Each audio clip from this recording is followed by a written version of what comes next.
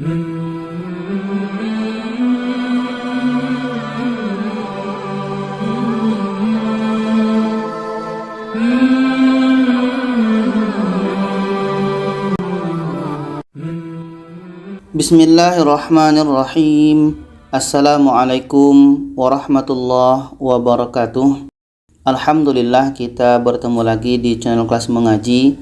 Saya doakan kita semua selalu sehat, rezeki dilancarkan, dan kita semakin semangat untuk belajar mengaji Al-Quran ini. Baiklah, pada kali ini kita membahas tentang satu bacaan ro. Ro yang dibaca tafkhim, tebal. Ro yang dibaca tarkik, tipis. Dan ada yang dibaca secara tafkhim dan tarkik, jawazul wajhain namanya. Jadi kita akan coba lihat satu persatu ro ini. Jadi kita mulai dengan ro yang dibaca tafkhim, tebal. Cirinya adalah pangkal lidah kita ini pangkal lidah itu terangkat ke atas, ke langit-langit. Terangkat ke atas. Ini ro yang dibaca tebal. Kita mulai dengan yang pertama, cirinya ini ro ketika baris di atas atau tanwin atas itu dibaca tebal. Contoh ini dalam surah Al-Masad. Ro baris atas. Wam ra'atuhu. Wam ra'atuhu. Pangkal lidah kita naik ke atas. Ro. Ro. Wam ra'atuhu. Kita rasakan pangkal lidah kita naik ke atas.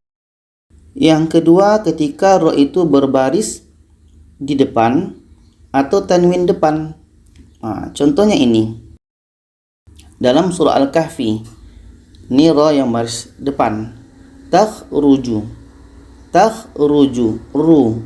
Ru. Rasakan pangkal lidah kita naik ke atas. Ru. Ru.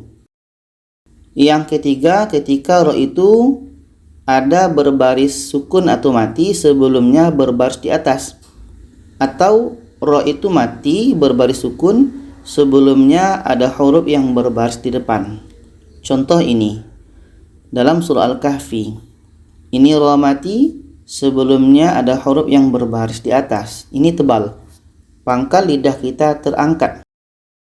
Alal ardi. Alal ard. Terangkat pangkal lidah kita, tebal bunyinya. Setelah itu yang keempat, ini ketika ro itu mati ada huruf sebelumnya baris di atas, letaknya di akhir. Ini tanda di akhir. Letaknya di akhir. Apakah akhir ayat atau akhir bacaan? Ada ro mati sebelumnya ada huruf yang berbaris di atas, letaknya di akhir. Atau ada ro mati sebelumnya ada huruf yang berbaris di depan, letaknya di akhir. Contoh ini dalam surah Al-Qiyamah. Ro, kita berhenti di sini. Jadi ro ini pendek. Dikarenakan pendek, ro ini kita matikan. Sebelumnya ada huruf yang berbaris di atas. Letaknya di akhir. Ini dibaca tebal, tafkhim. Pangkal lidah kita terangkat. Wa khasafal qamar. Qamar, bunyi tebal karena lidah terangkat. Qamar. Qamar. Setelah itu ciri yang tafkhim, ada ro yang berbaris mati dan sebelumnya ada kasrah aridah. Maksudnya adalah kasrah yang bukan aslinya. Contohnya ini dalam surah Al-Anbiya. Ini ro mati. Di sini ada kasrah aridah. Letaknya di sini.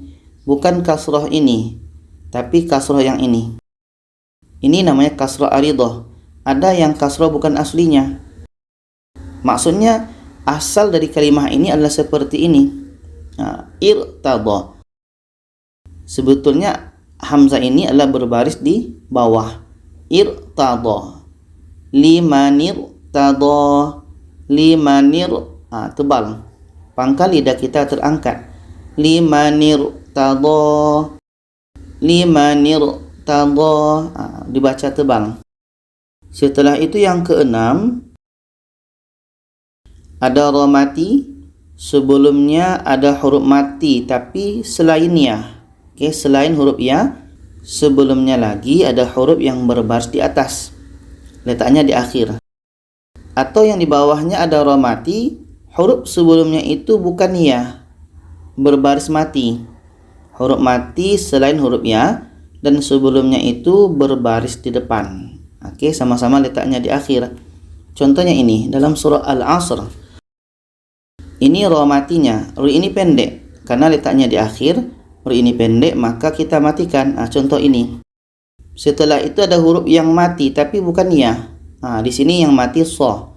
Ada huruf mati yang bukan ya, sebelumnya lagi ada huruf yang berbaris di atas. Ini dibaca tafkhim tebal. Wal 'asr. Wal 'asr. Dibaca tebal. Untuk yang berbaris depan ini masih surah Al-Asr. Rin ini pendek karena letaknya di akhir, maka ra ini kita matikan. Sebelumnya itu ada huruf yang berbaris mati bukan ya, dan sebelumnya lagi ada huruf berbaris di depan. Ini dibaca tebal. Pangkal lidah kita terangkat. La fi khusr. La fi khusr. Dibaca tebal. Setelah itu yang ketujuh, ada ra mati, sebelumnya ada huruf berbaris di bawah, dan setelahnya ada huruf isti'la tapi bukan berbaris kasrah, bukan berbaris di bawah. Huruf isti'la ini kita singkat dengan khussa dhaghtin qiz. Kha sa dha ghin ta qa za. Ada 7 huruf isti'la. Untuk mudah menghafalnya, khussa dhaghtin qiz. Contohnya ini dalam surah An-Naba. Ini ra mati. Sebelumnya ada huruf yang berbaris di bawah, setelahnya ada huruf isti'la so. So ini huruf isti'la, dan huruf isti'la ini bukan berbaris kasrah, bukan berbaris di bawah. Sekarang so ini berbaris di atas, maka ini dibaca tebal ro-nya. Mirsada.